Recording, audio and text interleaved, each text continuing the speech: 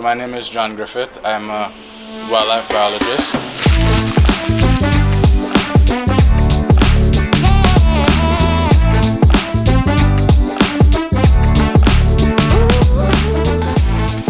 The photographist, well, it was a name that I created, came up with it as a joke, because I didn't want to, put the photographer. And I Googled it, and it turns out it was actually a word, which made it even funnier. So that's where the photographist came from. My journey into photography started when I was probably a teenager, and I had an interest in taking pictures of flowers and people and sunsets and just nature in general. Given the fact that I guess I had become so good with my smartphone, people were telling me, you should start photography, you should get into photography. So I got a Canon Rebel T7, that was my starter camera. I got into wildlife photography that same year. I always had a love for animals, but as I grew, I realized I liked capturing moments, behaviors, and things that people don't always get to see. And in doing that, I've captured some amazing moments in time that some people can't believe I would have captured, or species that people don't even think exist that we have in the country. So it helps build awareness, not just for me, but also to be able to share the biodiversity we have here in Grenada. You definitely need to know your subject, right? You have to know the behaviors, what to expect. While I would say wildlife is completely unpredictable, there are certain things that you can predict, you can assess before you take a shot. But sometimes the truly miraculous shots are the ones you least expect. So that's why it's always important to just keep going out and shoot.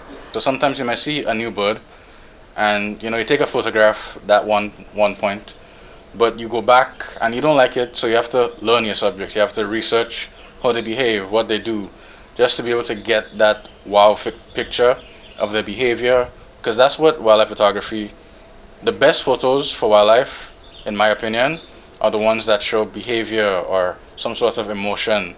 I would say the biggest challenge for me, well, one of them at least, is how do I keep creative? And what I mean is, how do I not take the same photo over and over again? Because it gets easy to fall into, taking a good photo, but the photo is boring all the time. So, you want to always try to get something that's interesting, one, and two, that you're proud of taking.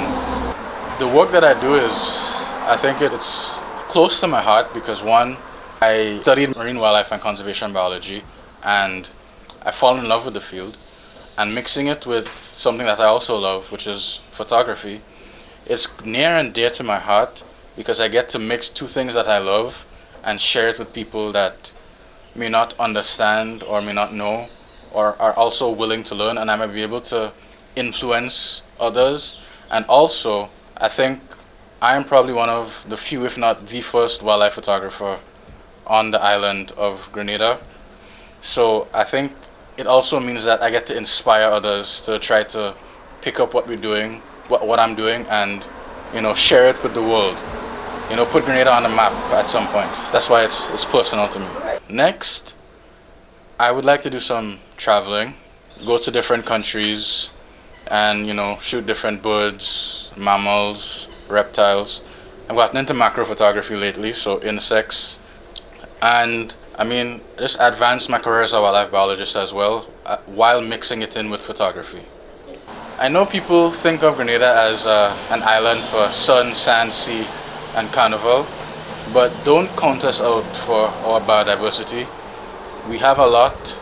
We may not be like Trinidad or Costa Rica, but we are special, and we should always try to keep and protect what we have.